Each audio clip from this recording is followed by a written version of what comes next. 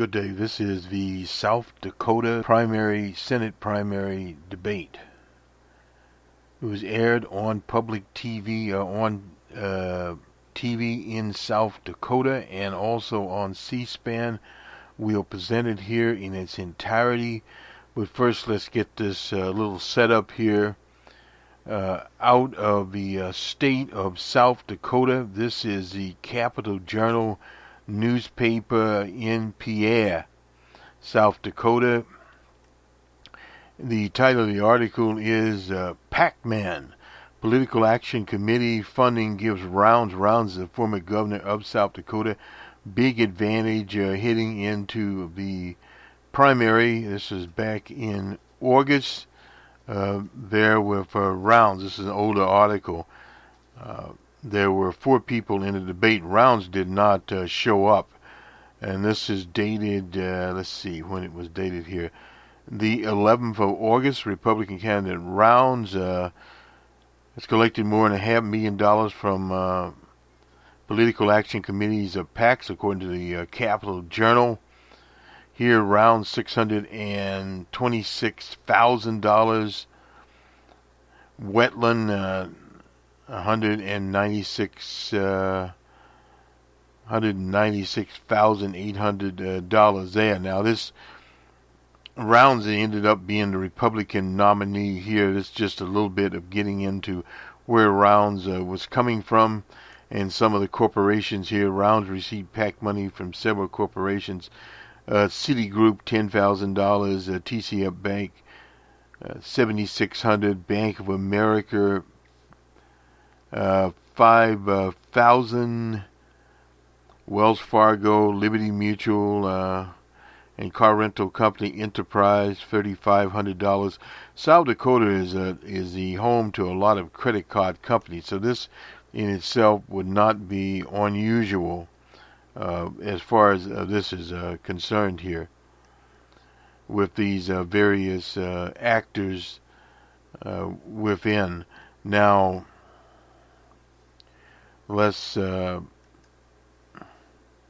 some new documents came out here.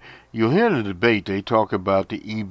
This is just basically selling of a green card to someone. That it's a particular program that was going on in the states. EB5 program got privatized there, and Mike Rounds evidently is connected also with it. He's running, of course, for an open Senate seat. That seat was at one time in South Dakota.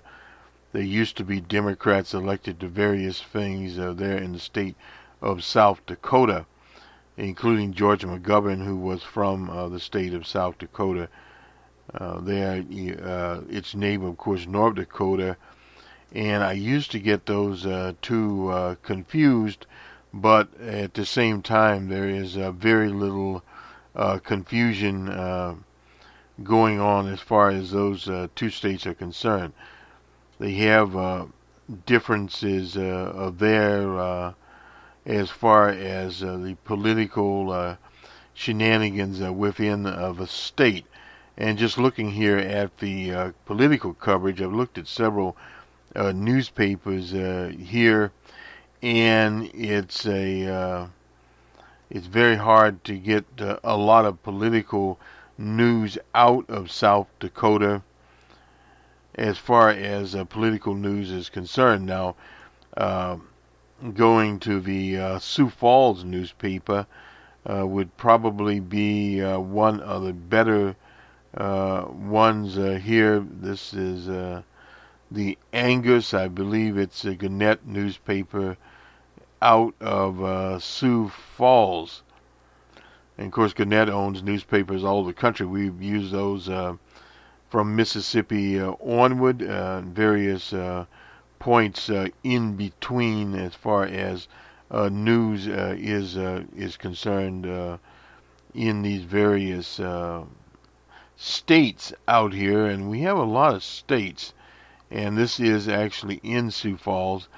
And I was looking for the political news here, and sometimes it's not as easy to find political news as it once was in the various. Here we go now. This is the EB situation out here. South Dakota Democrats are accusing Republican leaders of willfully hiding millions in potential taxpayer liabilities in the EB5 lawsuit filed in California. The GOP points to disclosure about the lawsuit in 2010-2011 audit reports. The California Supreme Court ordered the South Dakota into arbitration hearing with a California firm. Now, the federal EB program, which allows non-citizens to earn permanent U.S. Residency by investing $500,000 in economic development.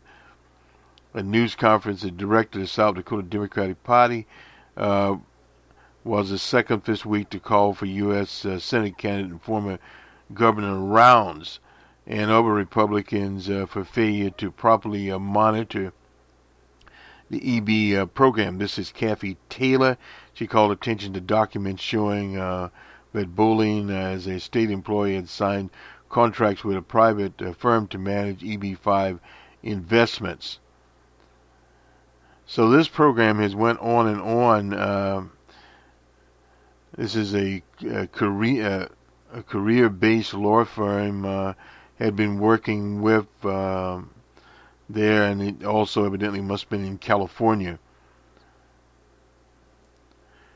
And various shenanigans involving this program. There was a similar program in Canada at one time where you can invest and get a Canadian citizenship. So it's sort of jumping in line for a citizenship there. So hidden in plain sight, Cargo said, the disclosure in the state's audit report.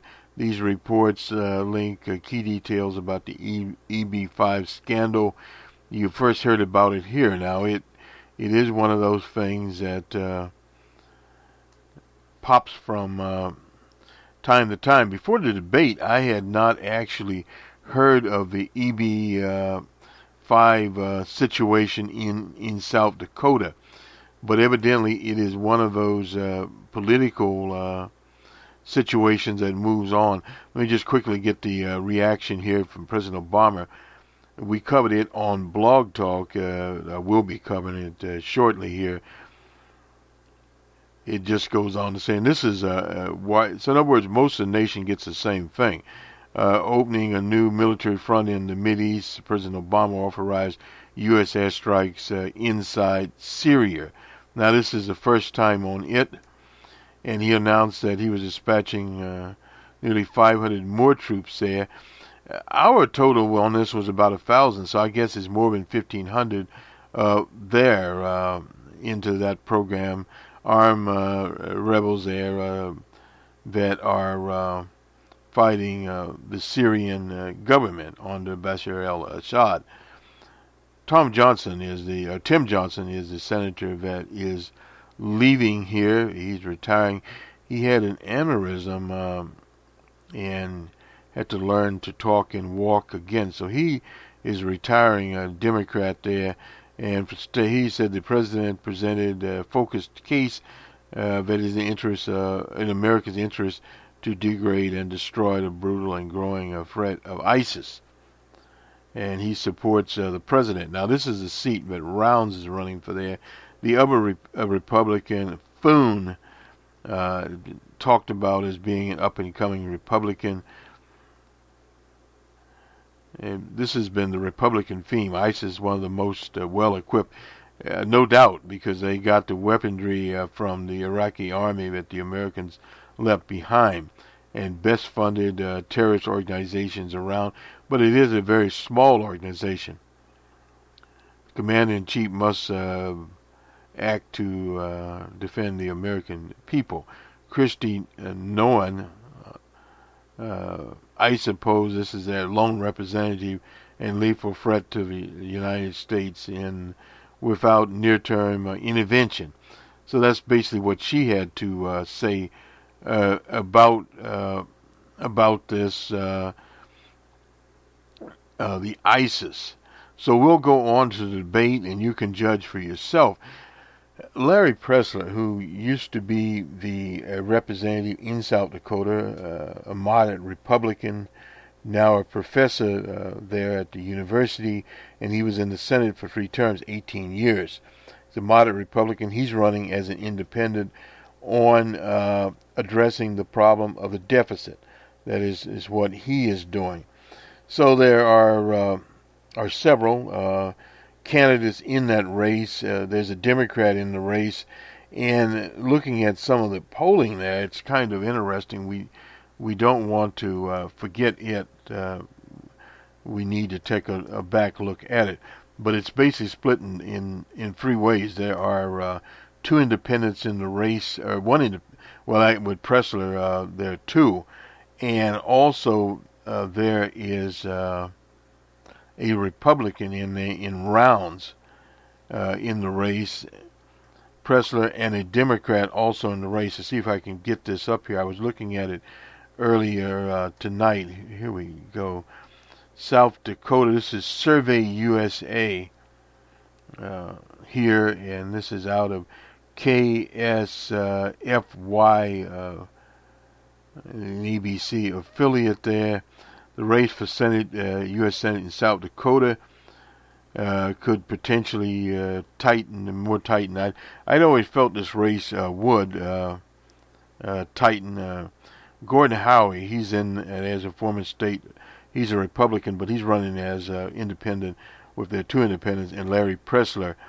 And rick-weiland is a Democrat. And, of course, there's rounds. This is Tom Johnson's old seat. And if we look at the last poll, Weiland trails by 11 points in comparison to 14 in May.